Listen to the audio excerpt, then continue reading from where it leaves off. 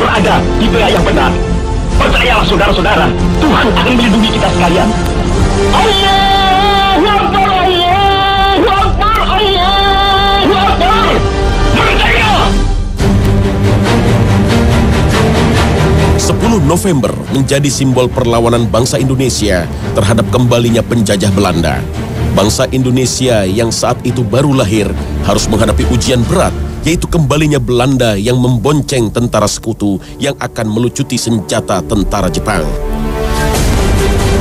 Perlawanan sengit yang ditunjukkan arek-arek Surabaya menjadi catatan emas dalam sejarah perjalanan bangsa. Semangat yang dikobarkan Bung Tomo bersama para ulama dan santri telah membuka mata dunia akan gigihnya perjuangan bangsa ini mempertahankan kemerdekaan. 10 November setiap tahunnya selalu diperingati untuk mengenang jasa para pahlawan di seluruh Indonesia atas perjuangan dan pengorbanan mereka dalam merebut kemerdekaan dari para penjajah, juga untuk mereka yang telah berperan besar dalam proses pembangunan pasca kemerdekaan. Beragam acara dan seremoni dibuat, mulai dari upacara dan mengheningkan cipta atau dengan tabur bunga saat ziarah ke makam-makam pahlawan. Namun, bagi jasad yang terkubur di makam tersebut, apakah hanya itu yang kita berikan kepada mereka? Karena kepahlawanan adalah setiap orang saya yakin bisa menjadi pahlawan bagi dirinya sendiri. Kepahlawanan itu tidak harus sesuatu hal yang besar. Yang penting adalah dia mengubah sesuatu. Kalau bisa mengartikan seorang pahlawan itu, berarti dia betul-betul berkorban sebagaimana mestinya pahlawan-pahlawan telah berkorban untuk membela negara.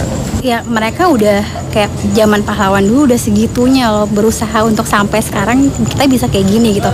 Nah kalau yang saya paling garis bawah itu tentang pemuda, ya apa kontribusinya untuk negeri ini gitu.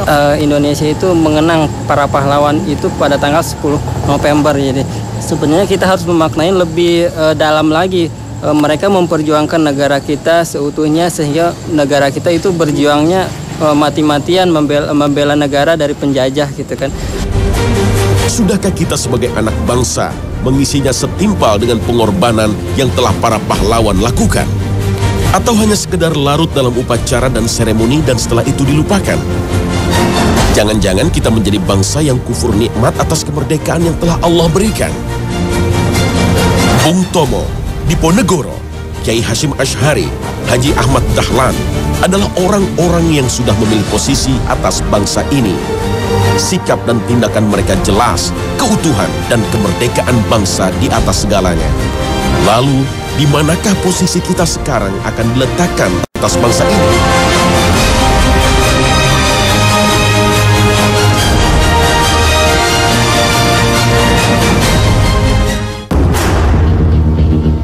Assalamualaikum warahmatullahi wabarakatuh. Selamat pagi pemirsa Trans 7. Khazanah, ensiklopedia Islam dunia, pagi ini kembali hadir ke hadapan Anda untuk saling menasehati dalam kebajikan. Pertempuran Surabaya merupakan peristiwa penting dalam perjalanan bangsa Indonesia. Peristiwa besar ini terjadi pada tanggal 10 November 1945 di kota Surabaya, Jawa Timur. Pertempuran ini adalah perang pertama pasukan Indonesia dengan pasukan asing setelah proklamasi kemerdekaan Indonesia dan merupakan salah satu pertempuran terbesar dan terberat dalam sejarah perlawanan Indonesia terhadap kolonialisme.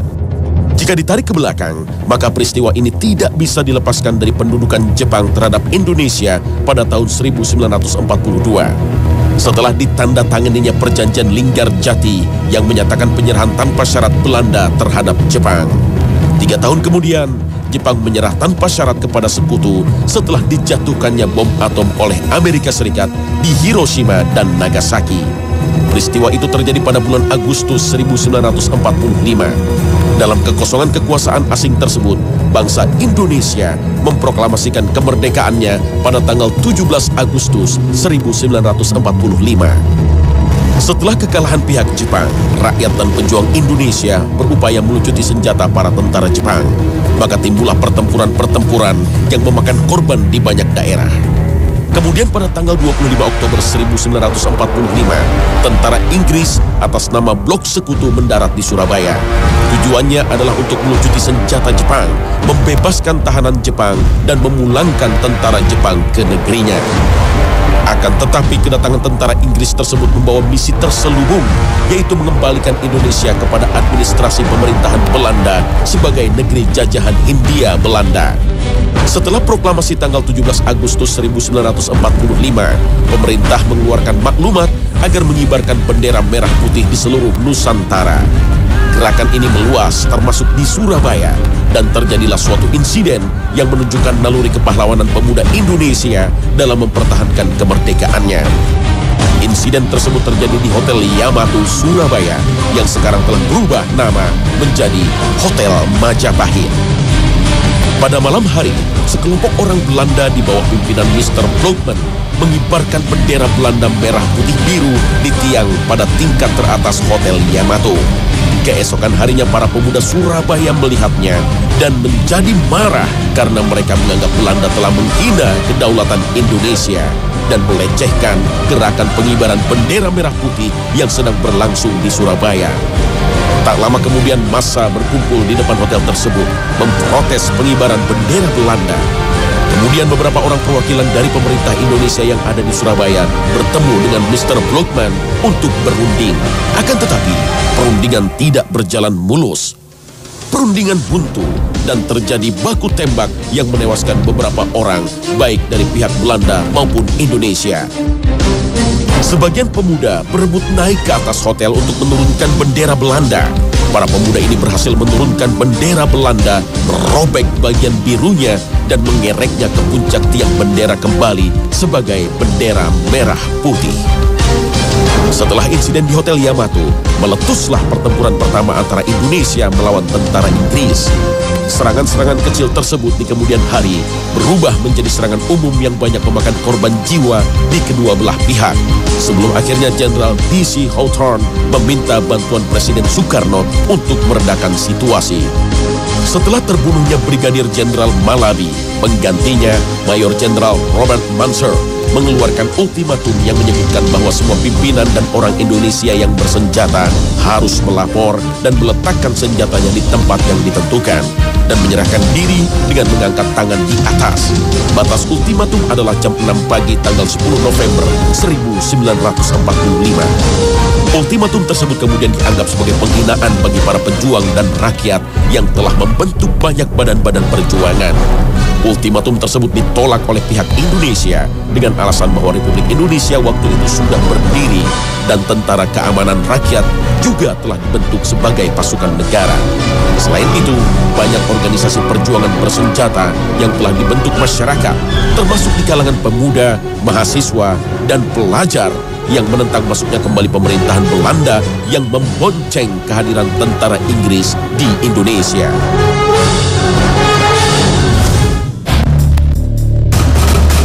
Pada 10 November pagi, tentara Inggris mulai melancarkan serangan berskala besar yang diawali dengan pengeboman udara ke gedung-gedung pemerintahan Surabaya dan kemudian mengerahkan sekitar 30.000 infanteri, sejumlah pesawat terbang, tank, dan kapal perang. Satu bagian penting yang seperti dilupakan dalam perang ini adalah resolusi jihad yang dikeluarkan oleh Kiai Haji Hashim Asy'ari, pendiri Nahdlatul Ulama. Semangat perjuangan dan perlawanan ditunjukkan seluruh rakyat menyambut seruan dari resolusi tersebut. Menurut catatan Direktur Museum NU Ahmad Muhiddin Zuhri, terdapat 2 naskah resolusi jihad. Pertama, naskah resolusi jihad fi sabilillah. Salinannya dikoleksi oleh Museum Nahdlatul Ulama. Naskah tersebut berisi pandangan-pandangan dan pertimbangan yang berkembang pada rapat besar wakil-wakil daerah pada tanggal 21 hingga 22 Oktober 1945. Naskah yang kedua adalah naskah resolusi Muktamar Nahdlatul Ulama ke-16 di Purwokerto tanggal 26 hingga 29 Maret 1946. Ada 3 poin penting dalam kedua naskah resolusi jihad itu. Pertama, hukum membela negara dan melawan penjajah adalah fardu ain bagi setiap mukallaf yang berada dalam radius jarak safar. Kedua, perang melawan penjajah adalah jihad fi sabilillah Dan oleh karena itu, umat Islam yang mati dalam peperangan itu adalah syahid. Dan ketiga, mereka yang mengkhianati perjuangan umat Islam dengan memecah belah persatuan dan menjadi kaki tangan penjajah, wajib hukumnya dibunuh. Perlu diketahui bahwa sebelum resolusi jihad ini dibuat, telah ada fatwa jihad yang dikeluarkan oleh Kiai Haji Hashim Asy'ari. Fatwa dimaksudkan disampaikan pada pertemuan terbatas para ulama di pesantren Tebu Ireng pada tanggal 14 September 1945.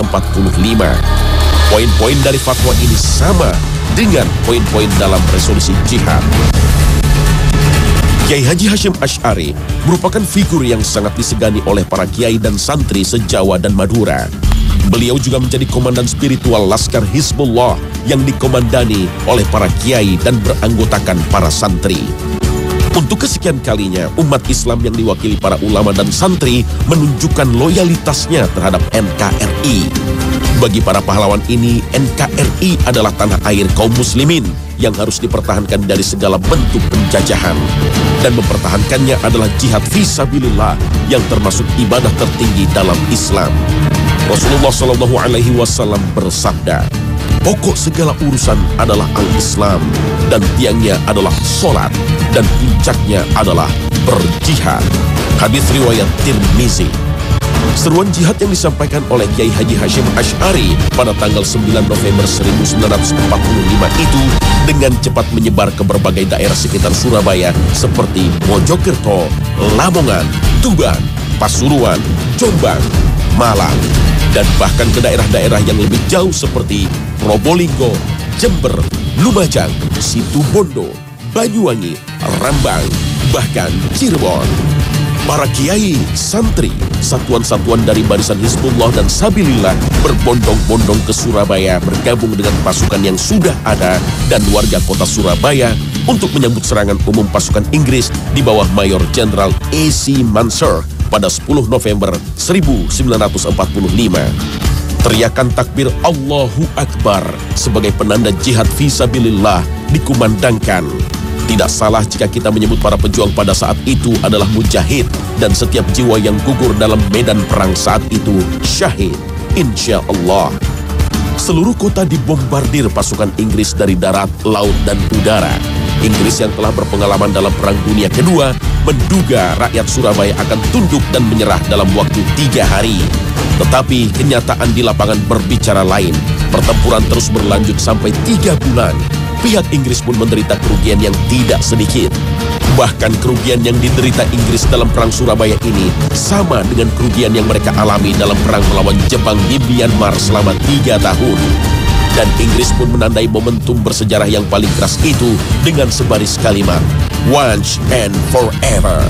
Hanya sekali dan tidak akan lagi.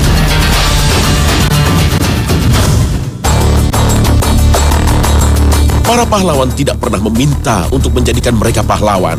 Mereka datang untuk menyelesaikan pekerjaan-pekerjaan besar pada zamannya.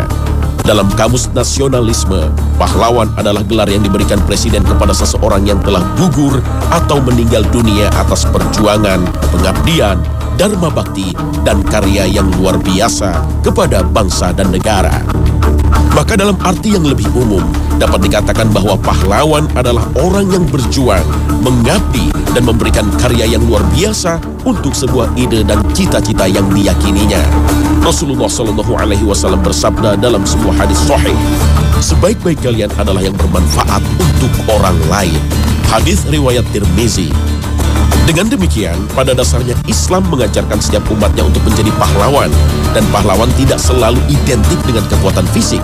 Yang dinilai dari seorang pahlawan adalah perjuangan dan pengorbanannya untuk bangsa dan negara. Keberanian adalah salah satu syarat kepahlawanan. Ada banyak alasan yang menyebabkan orang menjadi pemberani. Ada yang karena nekat, ada yang karena tidak rela melihat ketidakadilan merajalela. Ada yang merupakan sifat bawaan dan naluri yang telah tertanam dalam diri seseorang. Apapun alasannya, maka Islam mengajarkan sumber keberanian sejati. Keberanian sejati adalah keberanian yang muncul karena takut kepada Allah. Dan takwa pada hakikatnya adalah realisasi dari rasa takut kepada Allah Subhanahu wa Ta'ala. Takwa seperti inilah yang kemudian menimbulkan keberanian pada diri Rasulullah SAW untuk tidak pernah berhenti berdakwah meskipun dilarang oleh para pemuka Quraisy. Beliau membuat sebuah pernyataan yang terus dikenang sepanjang sejarah.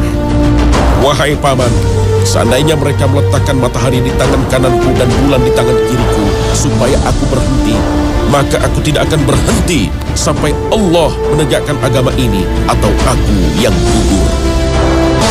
Keberanian seperti ini juga yang dimiliki oleh Jenderal Sudirman, sehingga ia tidak pernah menyerah pada Belanda meski dengan tubuh yang lemah karena digerogoti penyakit dan harus memimpin pasukan dari atas tanduk.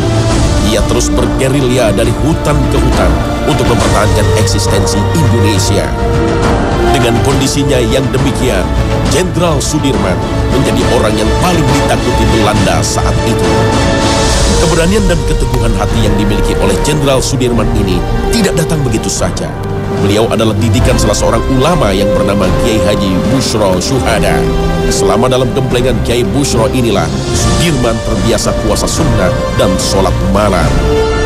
Dalam Al-Quran banyak sekali ayat-ayat tentang jihad, dakwah, dan perjuangan. Dan ayat-ayat seperti ini tidak mungkin direalisasikan kecuali di tangan jiwa pemberani. Dan mereka tidak gentar sedikit pun. وَلَمَّا رَأَى الْمُؤْمِنُونَ الْأَحْزَابَ قَالُوا هَذَا مَا وَعَدَنَا اللَّهُ وَرَسُولُهُ وَصَدَقَ اللَّهُ وَرَسُولُهُ وَمَا زَادَهُمْ إِلَّا إِيمَانًا وَتَسْلِيمًا. Tidak mudah bertahan membela keyakinan dan harga diri dalam waktu yang lama, apalagi jika dihadapkan pada ujian dan cobaan. Saat itulah kesabaran memainkan perannya dalam diri seorang pahlawan. Dan tidak ada keberanian yang sempurna tanpa kesabaran. Kesabaran adalah nafas yang menentukan lama atau tidaknya sebuah keberanian bertahan dalam diri seorang pahlawan. Kesabaran memberikan pahlawan pasokan energi yang tidak terbatas, sehingga kualitas orang seperti ini bisa berkali lipat dari orang kebanyakan. Seperti firman Allah Ta'ala, "Hai Nabi, kobarkanlah semangat para mukmin untuk berperang. Jika ada 20 orang yang sabar di antaramu, niscaya mereka akan dapat mengalahkan 200 orang musuh. Dan jika ada 100 orang yang sabar di antaramu, niscaya mereka akan dapat mengalahkan 1000 daripada orang kafir, disebabkan orang-orang kafir itu kaum yang tidak mengerti." Al-Quran Surah Al-Anfal ayat 65. Para pahlawan adalah orang-orang dengan prestasi besar pada zamannya. Prestasi besar adalah akumulasi dari tindakan-tindakan kecil yang membutuhkan konsistensi dan kesabaran. Oleh sebab itu kesabaran merupakan syarat kepemimpinan, dan hampir seluruh pahlawan yang kita kenal saat ini merupakan para pemimpin yang menggerakkan orang lain untuk berjuang dan melawan tirani penjajah. Dan kami jadikan di antara mereka itu pemimpin-pemimpin yang memberi petunjuk dengan perintah kami ketika mereka sabar dan adalah mereka meyakini ayat-ayat kami. Al-Quran Surah As-Sajdah ayat 24. Kesabaran bukanlah sikap pasif dan pasrah begitu saja, tapi sabar adalah kekuatan jiwa untuk menahan dan menanggung. Sabar pada hakikatnya adalah kendali atas jiwa. Oleh sebab itu, orang yang kuat tidak hanya dilihat dari fisiknya, tapi orang yang kuat adalah orang yang jiwanya kuat. Sebab jiwa yang kuat itu mampu membuat cara agar hati, pikiran, dan badan tahan menghadapi tekanan. Sebaliknya, dalam jiwa yang lemah terdapat sifat-sifat merusak, putus asa, malas, dan pikiran negatif. Rasulullah SAW bersabda, "Orang yang kuat bukanlah orang yang pandai bergulat, namun orang yang kuat adalah orang yang menguasai jiwanya ketika marah." Hadis riwayat Bukhari. Kemampuan untuk menguasai jiwa dan mengendalikannya itulah yang disebut sabar. Pengorbanan tenaga, waktu, harta, bahkan jiwa merupakan syarat yang harus dibayar oleh seorang pahlawan. Mustahil berjuang tanpa berkorban. Tidak sedikit para pahlawan yang harus berakhir hidupnya di tiang gantungan atau timah panas. Kehidupan seorang pahlawan sudah pasti untuk tidak dirinya sendiri. Sayyid Qutb, seorang pemikir Islam revolusioner asal Mesir, mengatakan, Orang yang hidup bagi dirinya sendiri akan hidup sebagai orang kerdil dan mati sebagai orang kerdil. Akan tetapi, orang yang hidup bagi orang lain akan hidup sebagai orang besar dan mati sebagai orang besar. Sayangnya, nilai-nilai pengorbanan menjadi barang langka di era kemerdekaan ini. Setiap perjuangan selalu mengharap imbal balik yang didefinisikan dalam bentuk materi. Bahkan kebijakan politik yang strategis yang menyasar hidup rakyat banyak tak luput dari tukar-menukar kepentingan antar para penguasa, atau yang populer dengan istilah politik dagang sapi. Kepentingan umat dan bangsa terpinggirkan, yang ada hanyalah memperkaya diri dan kelompoknya. Bakti sosial, bazar murah, bagi-bagi uang sering diperagakan demi meraih simpati sesaat dan keuntungan pribadi atau golongan semata. Sehingga bangsa yang dimerdekakan dengan darah syuhada ini masih berkutat dengan skandal kolusi, korupsi, dan nepotisme yang tak berkesudahan. Kebodohan dan kemiskinan rakyat hanya menjadi dagangan ketika musim pemilu tiba. Oknum-oknum penguasa di negeri ini mendadak menjadi dermawan dan seakan-akan peduli pada rakyat. Bukankah ini sebuah bentuk pengkhianatan terhadap para pahlawan? Para pahlawan mukmin sejati memandang misinya sebagai sesuatu yang suci. Dari sana mereka menemukan perasaan terhormat karena lahir untuk memperjuangkan misi itu. Mereka juga merasa tenang karena berjuang di bawah bendera Allah. Mereka percaya bahwa di bawah bendera itu pasti mendapatkan kemenangan. Walaupun mereka tidak selalu menyaksikan kemenangan itu sendiri, mereka percaya bahwa berjuang saja sudah merupakan suatu kemenangan, yaitu kemenangan atas rasa pengecut, kemenangan atas cinta dunia, dan kemenangan atas diri sendiri. Apalagi jika kemudian dapat mengalahkan musuh. Bahwa kemudian mereka gugur di perjalanan atau hidup dan menyaksikan kemenangan itu, maka itu adalah cara Allah membagi-bagi keutamaannya kepada para tentaranya. Dari keyakinan seperti inilah mereka menemukan kejujuran iman, dan dari kejujuran iman itulah mereka menemukan kekuatan jiwa yang memberi harapan dan optimisme. Allah Subhanahu wa Ta'ala berfirman, di antara orang-orang mukmin itu ada orang-orang yang menepati apa yang telah mereka janjikan kepada Allah. Maka di antara mereka ada yang gugur, dan di antara mereka ada pula yang menunggu-nunggu, dan mereka tidak merubah janjinya. Al-Quran Surah Al-Ahzab ayat 23. Inilah kisah kepahlawanan yang tertulis jelas dalam ingatan sejarah. Kisah yang seringkali memunculkan rasa cemburu pada siapapun yang belum berbuat apa-apa. Namun, kisah kepahlawanan tidak hanya berhenti sampai mereka. Kita semua dapat menjadi pahlawan. Pahlawan dalam bentuk yang berbeda. Dan yang paling penting adalah bagaimana kita mengisi hari-hari kemerdekaan ini dengan kepahlawanan juga. Bukan dengan perbuatan-perbuatan yang menunjukkan keingkaran kita terhadap sang pemberi nikmat kemerdekaan lewat darah dan air mata para syuhada. Wallahu a'lam. Pemirsa Khazanah, semoga episode 10 November ini mengingatkan kita kembali akan jasa para pahlawan dan nilai-nilai kepahlawanan yang mereka wariskan. Semoga tayangan tadi memberi tambahan ilmu bagi kita untuk senantiasa kita amalkan. Amin ya rabbal alamin. Terima kasih atas perhatian Anda dan wassalamualaikum warahmatullahi wabarakatuh.